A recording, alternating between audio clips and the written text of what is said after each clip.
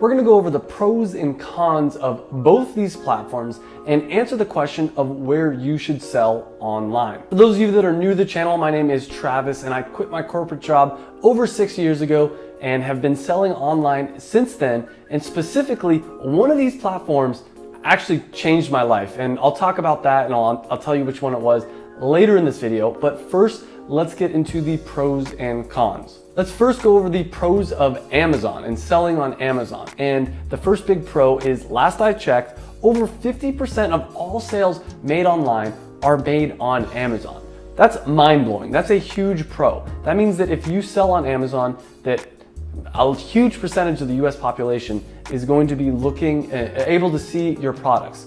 Only a much smaller percentage comes from eBay.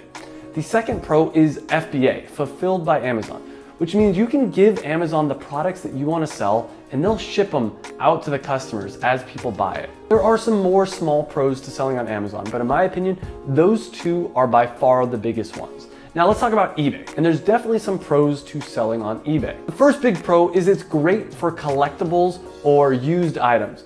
Amazon, people don't want to go to Amazon as often to buy used items, where eBay has this reputation of being really good for buying used items and collectibles. Amazon's a little bit harder to sell collectibles as well. Plus, another pro is eBay has an auction system if you choose to use that, so you can get as much money possible. Or with Amazon, it's a little bit more of a set price. And the last big pro for eBay is it has a lower fee. Amazon has a 15% fee where eBay only has a 10% fee. So you save some money. If you're really trying to get the most bang for your buck, eBay might be a good option. Now let's talk about some of the cons of Amazon. And the first big con of Amazon that not enough people are talking about is that if you're selling on Amazon, let's say you're doing private labeling, which I don't fully recommend, I'll talk about that later. Let's say you're doing private labeling on Amazon and you're doing a really good job, Amazon might see that you're making a lot of sales and they might compete against you. They call this Amazon Basics. And if you buy on Amazon, you've probably purchased something that's an Amazon Basics. In fact, right now my tripod is an Amazon Basics tripod. The second big downside of selling on Amazon is, like we talked about, the higher fee, a 15% fee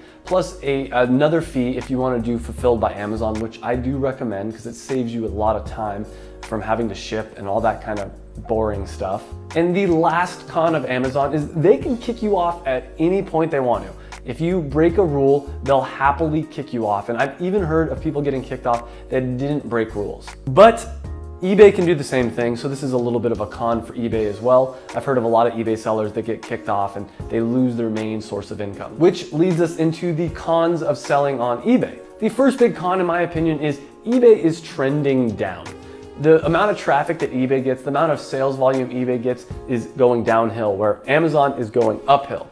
And if you really want to get invested into a platform, I personally would want to get invested into the one that's going uphill. The next big con related to the first one is I haven't purchased something from eBay in 10 years. When's the last time you bought something from eBay? Now, if you buy from eBay all the time and your demographic, your niche buys from eBay all the time, then maybe it makes sense. But I'd say the average consumer is more like me, where they used to buy from eBay, but they don't anymore. So that's something to consider. And the last big con of selling on eBay is you need to take care of all the logistics. Storing the product, shipping, the distribution, any kind of returns, packing your product, all those things that you don't want to deal with. You can let Amazon do it if you do Amazon FBA, but if you sell through eBay, then, well, you're gonna have to do it yourself. So let's announce the winner and talk about which platform you should sell on. But before we do, leave a comment down below if there was any pros or cons for any one of these platforms that I forgot, or just tell me which one of the pros and cons I gave was the most important to you. So to me, the answer is pretty obvious.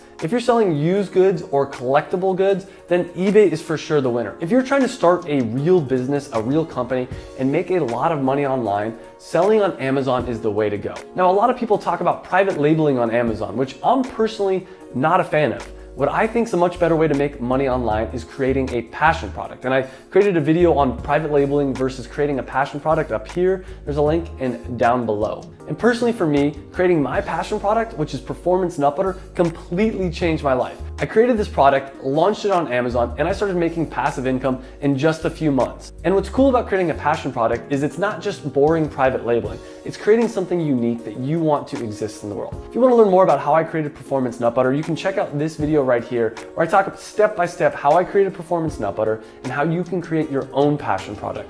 And each week I create a new vlog video showing exactly what I'm doing to increase the sales on Performance Nut Butter. So make sure to subscribe, like this video, and comment down below, and I'll see you in the next video.